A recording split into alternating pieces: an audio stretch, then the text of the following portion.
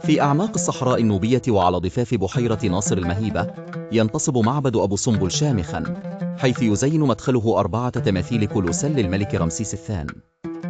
هذا المعبد ليس مجرد نصب، بل هو شهادة على عظمة الفرعون ورغبته في تأبيد سلطته. مع إشراق الشمس على واجهة المعبد المحفور في الصخر، تكشف النقوش عن قصص الماضي. معركة قادش تظهر كبانوراما من القوة والتحدي، بينما تبتسم الآلهة رعو وبتاح من الأعلى، كأنهم يباركون هذا الصرح العظيم. عند دخولك إلى قاعة المعبد الأول، تستقبلك الأعمدة الأوزيرية الضخمة، حيث يتجسد رمسيس في هيئة أوزيريس إله البعث. هذه القاعة تعج بالحياة، حكايات البطولات منقوشة على الجدران، وعلى ضوء المشاعل تبدو وكأنها تحتفل بانتصارات الفرعون وجلال ملكه.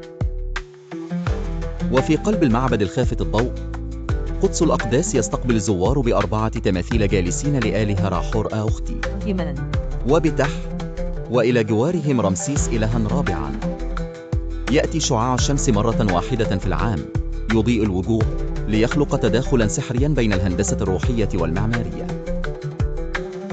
يزين معبد الملكة نفرتاري تاج الجمال الرمزي على مقربة يحتوي على 6 تماثيل واقفين لرمسيس ونفرتاري، حيث تظهر الملكة مساوية للملك في الارتفاع والمكانة، وهو إنجاز نادر في تلك الحقبة. بينما الليل يغلف الصحراء، يتحول معبد أبو سمبل إلى عالم من الأساطير.